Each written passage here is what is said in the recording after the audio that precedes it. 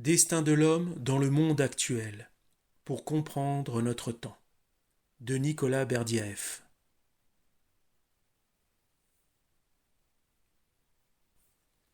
Nicolas Berdyaev fut contemporain de René Guénon, à qui l'on doit le fameux ouvrage « La crise du monde moderne ».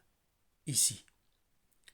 Dans ce début du XXe siècle, ces deux auteurs ont en commun la critique de leur époque, complètement plongée dans un nihilisme mercantile et industriel. Pour eux, ce nihilisme naît de la réduction de l'homme à un simple rouage économique où la technique et la rationalité froide remplacent toute aspiration à la transcendance. Ce contexte a réorienté l'histoire de l'humanité.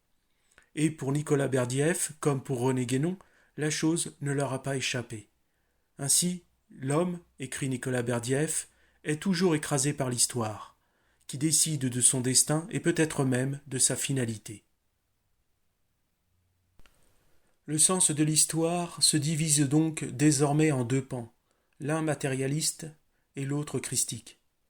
Le premier s'organise sur la masse et la quantité, et le second sur la personne et la qualité. Tandis que René Guénon voit dans cette crise une dégénérescence cyclique des sociétés, Nicolas Berdyaev y insiste sur la perte de la liberté créatrice de l'homme, étouffée par les structures collectives. Le caractère inhumain du premier, du fait de la considération de la masse populaire qui étouffe l'individu et la personne, s'oppose directement à la conscience chrétienne qui trouve son épanouissement dans le Christ. Cette opposition, illustrée par les totalitarismes du XXe siècle et la révolution industrielle, montre comment l'individu est sacrifié au profit d'une logique impersonnelle. Cette opposition est de plus en plus marquée, mais n'aurait pas dû l'être, car l'orgueil démesuré de l'homme n'est plus freiné par la spiritualité de l'humilité chrétienne. Il s'en est émancipé et n'a plus besoin de Dieu, parce qu'il croit que la science, par ses applications pratiques, est en mesure de régler toutes les difficultés. En effet, la maladie, la souffrance, la mort et toutes les catastrophes naturelles, qui causent bien des dommages, lui sont devenues insupportables. La science lui apporte donc une sorte de pouvoir qui lui laisse penser qu'il peut avoir un contrôle sur ces mêmes maux. Il ne veut plus être la proie de sa condition naturelle si fragile. La science, malgré ses nombreux bénéfices qui améliorent les conditions de vie et sa nécessité pour comprendre bien des phénomènes, engendre pourtant tout un tas de nouveaux maux qui s'additionnent aux précédents. Par exemple, la pollution atmosphérique et sonore corrompt la santé et détériore la vie biologique. Les avions, les trains, les voitures augmentent le nombre de morts et de blessés malgré leur évidente utilité. On peut également parler des médicaments et autres traitements médicamenteux qui génèrent des effets secondaires parfois mortels. Sans parler des conséquences de la vie moderne qui, par ses nombreuses applications du quotidien, produites par l'industrie, engendrent des bouleversements psychologiques nécessitant des soins particuliers. Et au regard du niveau de consommation de drogue dans le monde, on peut affirmer que la vie moderne est loin de satisfaire l'homme. En réalité, la science ne résout rien fondamentalement, parce qu'elle n'a pas vocation à faire progresser l'intériorité de l'homme, mais son extériorité, c'est-à-dire le biologique et le matérialisme. Nicolas Berdyaev parle de démence collective à propos de cette fascination utopique et exclusive pour la science et l'industrie. Ce nouvel âge apparaît comme une ère de glaciation infernale. Capitalisme, socialisme, communisme accompagnent ce mouvement matérialiste de la vie. Quoi de plus dément que la vie économique moderne avec ses crises, sa surproduction, son chômage, le pouvoir des banques, l'hégémonie de papier-monnaie, écrit Nicolas Berdyaev à la page 20. Et cet ordre nouveau qui sort du vieux monde chrétien prétend s'autosuffire. C'est précisément cette autosuffisance qui le conduit à produire ce que les chrétiens appellent l'Apocalypse. Non pas un châtiment divin, mais la conséquence inéluctable de son propre nihilisme. En niant Dieu, l'homme moderne se condamne à n'être plus qu'une bête technicisée, produisant sa propre fin, du fait qu'il régresse vers l'illusion matérialiste. L'homme tend donc vers une déshumanisation en devenant un être fait à l'image et à la ressemblance de la machine. Page 23. L'asservissement à la machine entraîne un goût immodéré pour la vie pratique et un abandon progressif de la vie intérieure. Nicolas Berdyaev parle de mouvements descendants qui mènent au bestialisme, c'est-à-dire à la dureté du cœur. Et ce bestialisme provient essentiellement du refus de reconnaître en tout homme une valeur faite à l'image et à la ressemblance de Dieu. Le nationalisme moderne et le communisme sont des expressions de ce bestialisme, car, pour assouvir leur règne, ils ont tout abandonné à la puissance de la technique et à la volonté de domination par la force. Le culte de la technique et de la production industrielle entraîne l'idolâtrie de la quantité et de la masse, valeurs lourdes parce qu'elles écrasent tout.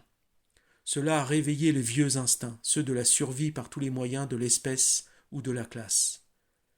Nietzsche et Marx, pères spirituels de cette décadence, en incarnent les deux versants. L'un a tué Dieu pour célébrer le surhomme, l'autre a dissous l'homme dans les lois de l'histoire. Tous deux ont ouvert la voie à un monde où l'homme n'est plus qu'un moyen, jamais une fin. Ces deux-là ont agi dans le sens de la déchristianisation. L'image et la ressemblance de Dieu ont été ébranlées chez l'homme, et celui-ci a perdu le sens de sa filiation divine que le christianisme lui avait révélée. Nicolas Berdyaev précise que cette déchristianisation s'est accentuée sous l'effet de la technicisation et du naturalisme. Ce dernier concept que le père Emmanuel a développé et que nous avons analysé dans une précédente fiche de lecture, ici, en montrant ses liens avec l'idéologie maçonnique, constitue l'une des clés pour comprendre la dérive du monde moderne. Ainsi, Nietzsche et Marx ont agi dans le sens d'une déshumanisation en désacralisant la vie. Une certaine littérature a également participé au désenchantement du monde en irriguant de désespoir et d'anéantissement des récits strictement naturalistes. La littérature moderne regorge d'œuvres qui explorent les déséquilibres mentaux pour en faire des curiosités intellectuelles. Nicolas Berdyaev cite Marcel Proust, Céline et André Gide comme représentants emblématiques de cette tendance. Page 28. Si Balzac et Tolstoï, également cités par notre auteur, sont bien des romanciers modernes, ils apportent cependant des vérités profondes qui décrivent fidèlement la situation de leur époque. En revanche, Dostoïevski et Dickens offrent des romans où la transcendance et le merveilleux occupent une place centrale et où les valeurs humaines restent préservées. Cette littérature moderne ne fait que rapporter une humanité déchue et malheureuse, où l'individu est pétri d'angoisse et voué au désespoir et au pessimisme. Freud est le révélateur majeur de cette déchéance psychique avec sa psychanalyse qui, comme Marx, renvoie la foi à une supercherie de l'esprit. Ici encore, l'image de Dieu est détruite. Page 30. Tout tend vers une religion du vivre économique où la réalité suprême se trouve dans la seule quête de la survie sociale. Communisme, socialisme, libéralisme, capitalisme, tous vont dans le même sens, dans le sens d'une forme d'existence dépossédée de vie intérieure. L'homo economicus n'a absolument rien d'humain parce qu'il ne se préoccupe absolument pas de l'âme. Page 40. Ce processus de déshumanisation qui voue l'homme à sa condition biologique est le résultat, entre autres, de la pensée de Jean-Jacques Rousseau. Page 44. Le mythe démocratique où le peuple est souverain a produit une croyance fausse dans l'infaillibilité de la masse. Cette croyance tenace de nos jours affirme le plus naturellement du monde que la vérité est dans le nombre. C'est une lutte spirituelle qui s'annonce, écrit Nicolas Berdyaev à la page 46. Une lutte opposant le naturel au surnaturel, l'Église à l'État, la foi à la science. L'homme est ébranlé, secoué, rééduqué. Il doit renoncer à son âme pour se concentrer sur les biens terrestres et immédiats. L'homme spirituel est écrasé par l'homme matériel, et l'homme sérieux par l'homme futile. Ainsi, le monde moderne forme la masse et l'éduque selon une culture médiocre et peu exigeante.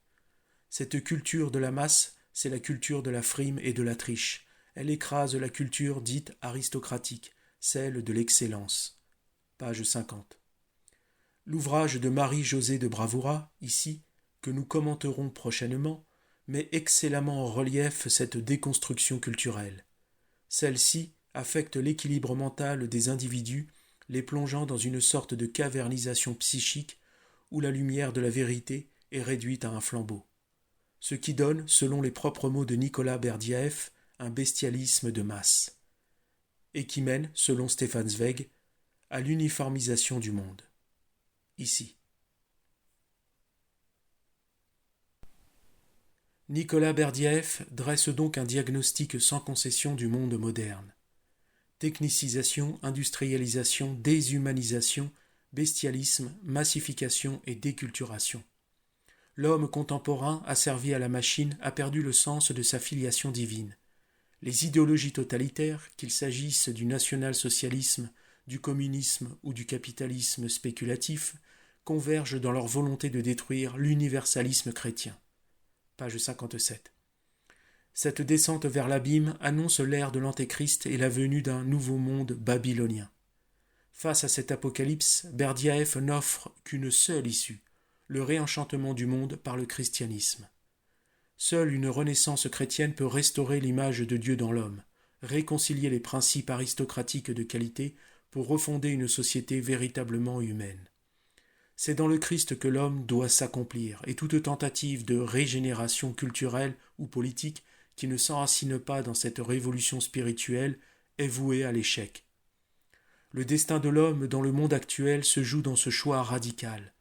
Accepter la dégradation bestiale ou embrasser la transfiguration chrétienne. Pour conclure cette fiche de lecture et pour valider la pensée de Nicolas Berdyaev, voici les mots de deux grands auteurs, des mots qui résonnent avec une actualité brûlante, tant tout semble aller dans le sens du chaos. Ici. Léon Bloy.